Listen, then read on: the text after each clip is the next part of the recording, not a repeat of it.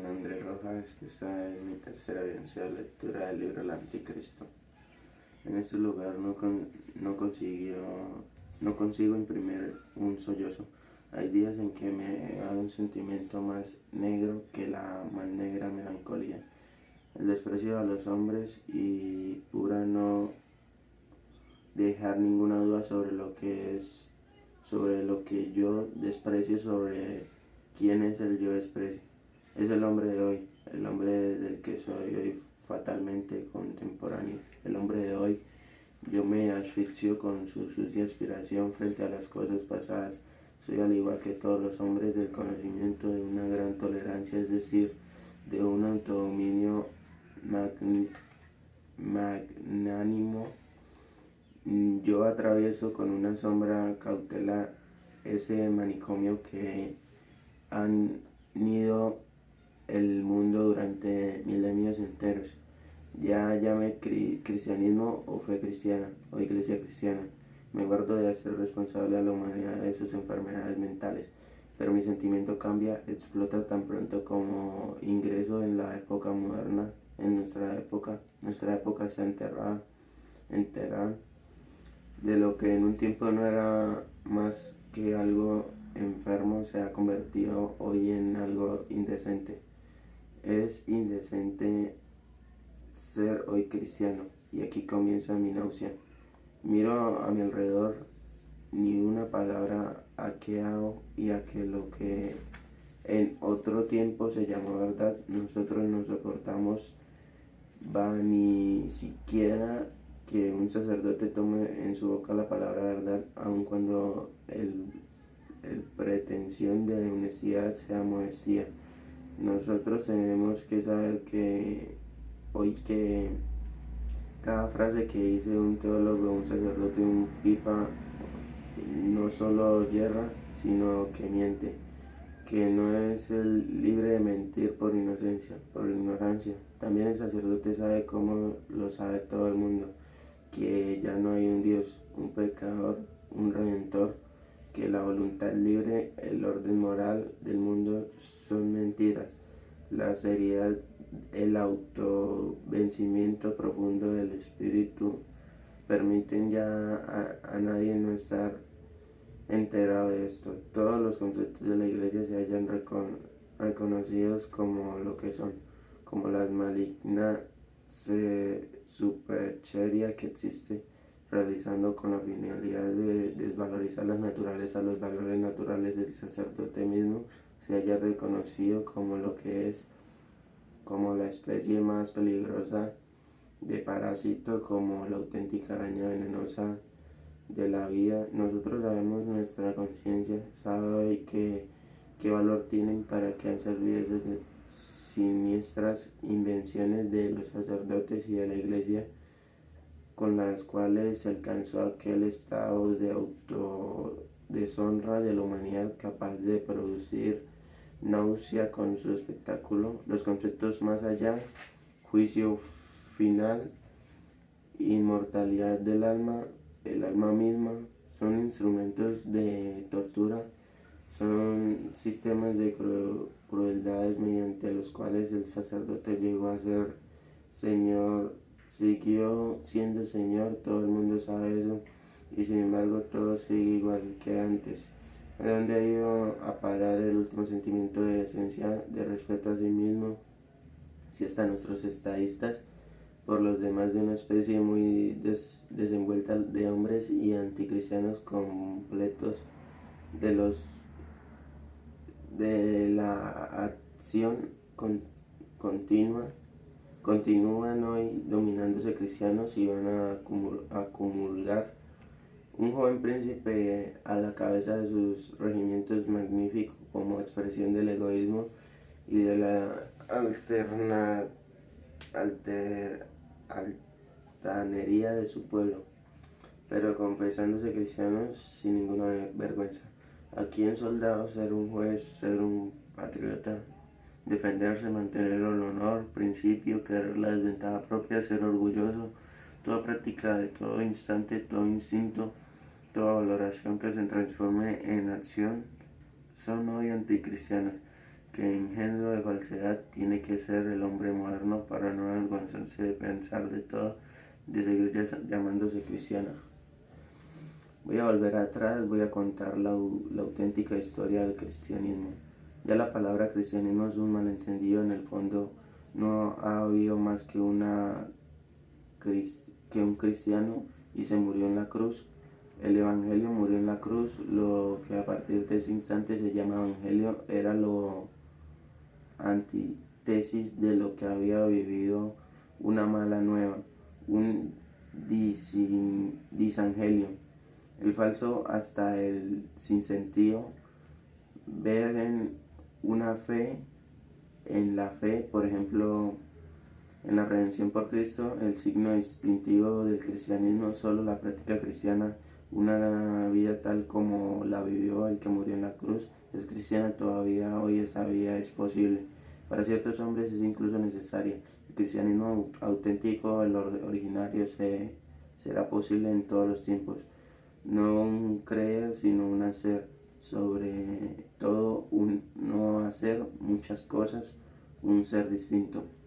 Los estados de conciencia, una cualquiera, un tener algo por verdadero, por ejemplo, todo psicólogo lo sabe, son en efecto estados completamente indiferentes y de quinto orden comparados con el valor de los instintos. Dicho con mayor rigor, el concepto entero de casualidad espiritual es falso. Reducir el ser cristiano, la cristianidad, a un tener algo por verdadero, a una mera fenomenalidad de conciencia, significa negar la cristianidad. De hecho, no ha habido en absoluto cristianos. El cristiano, de lo que desde hace 2 milenios se llama cristiano, es meramente un automalentendido psicológico. Miras las cosas con mayor exactitud. En él han dominado, a pesar de toda fe, meramente los instintos. ¿Y qué instintos en todos los tiempos? Por ejemplo, Lutero, la fe ha sido únicamente un manto de pretexto, una cortina tras la cual los instintos jugaban su juego, una inteligente ceguera acerca del dominio de los instintos. La fe, ya antes la llamé la autenticidad lista cristiana. Se ha hablado siempre de la fe, pero no se ha obrado siempre tan solo por instinto. En el mundo de presentaciones del cristianismo no parece nada que roce si siguiera la realidad. Por el contrario, nosotros hemos reconocido el odio instintivo a toda realidad. El único elemento impulsor existe en la raíz del cristianismo. ¿Qué se sigue de esto? Que también en las cuestiones psicológicas el error es aquí radical, es decir, determinante de la esencia, es decir, sustancia. Quítense aquí un concepto, pónganse en su lugar una realidad, y el cristianismo entero se precipitará rodando en la nada.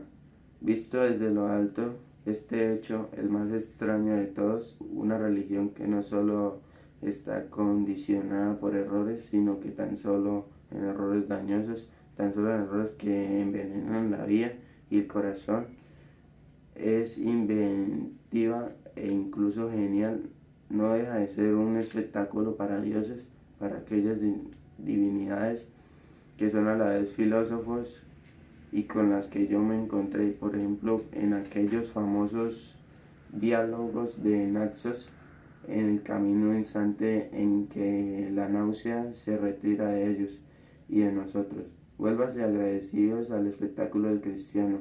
¿Acaso tan solo en corazón de este curioso caso merezca el pequeño y mísero astro llamado Tierra una mirada divina, un interés divino? No infravaloremos pues el cristiano falso hasta la inocencia supera en mucho al mono. Con respecto a los cristianos, una conocida teoría sobre la descendencia convierte se convierte en mera galantería. La fatalidad del Evangelio se decidió con la muerte, quedó colgada de la cruz, solo la muerte, esa muerte ignominiosa y no aguarda solo la cruz, la cual estaba en general reservada únicamente a la gentuza. Solo esa horrorísima paradoja enfrentó a los discípulos con el auténtico enigma: ¿quién fue? ¿Qué fue? El sentimiento trastornado y en lo más hondo ofendió el recelo de acaso tal muerte fuera la refutación de su causa. El horrendo signo de interrogación: ¿por qué precisamente así? Ese es un estado que comprende muy bien. Aquí todo tenía que ser necesario, poseer un sentido, una razón, una suprema razón. El amor de un discípulo no conoce al azar. Solo entonces se abrió el abismo. ¿Quién lo ha matado? ¿Quién era su enemigo natural? Esa pregunta interrumpió como un rayo. Respuesta: el judaísmo dominante, su estamento supremo. A partir de ese instante los discípulos se sintieron en rebeldía contra el orden establecido. Concibieron posteriormente a Jesús como alguien que estaba en rebeldía contra el orden. Hasta entonces faltaba en su imagen ese rasgo belicioso, ese rasgo que dice no, que hace no. Más aún, él era la contradicción de ese rasgo. Es evidente que la pequeña comunidad no entendió precisamente lo principal, lo ejemplar en ese modo de morir, la libertad, la superioridad, sobre todo en sentimiento de resentimiento, signo de cuando poco de él llegó a entender. En sí, Jesús sí no pudo querer con su muerte otra cosa que dar públicamente la prueba más fuerte, la demostración de su doctrina, pero sus discípulos estaban lejos de perdonar esa muerte, lo cual habría sido evangélico en el sentido más alto, y menos aún que ofrece a una mujer idéntica con una suave y afable calma de corazón. Fue justo el sentimiento menos evangélico de todos, la venganza, el que de nuevo se impuso. Era imposible que con esa muerte la causa pudiera haber llegado a su final. Se necesitaba una reparación, un juicio, y sin embargo, que se puede ser menos evangélico que la reparación, el castigo, el someter juicio. Una vez más pasó a primer plano la experiencia popular de un Mesías. Se fijó mirar en un instante histórico el reino de Dios. Viene para juzgar a sus enemigos, mas con esto todo queda malentendido. El reino de Dios como acto conclusivo, como promesa. El Evangelio había sido, sin embargo, precisamente el estar ahí, el estar cumplido ese reino, la realidad de ese reino. Justo tal muerte era precisamente ese reino de Dios. Solo ahora se introdujo en el tipo del maestro de todo el desprecio y toda la amargura contra los fariseos y los teólogos. Con esto se hizo de él un fariseo y un teólogo. Por otro lado, la veneración vuelta salvaje de esas almas salidas completamente de sus quicios no soportó ya aquella evangélica igualdad de derechos de todo el mundo a ser hijos de Dios enseñada por Jesús. Su venganza consistió en exaltar a Jesús de sus maneras extravagantes, en desligarlo de ellos mismos, exactamente igual que en otro tiempo los judíos, por venganza contra sus enemigos, habían separado de ellos mismos a su Dios y lo habían elevado a la altura. El Dios único y el Hijo único de Dios, ambos productos del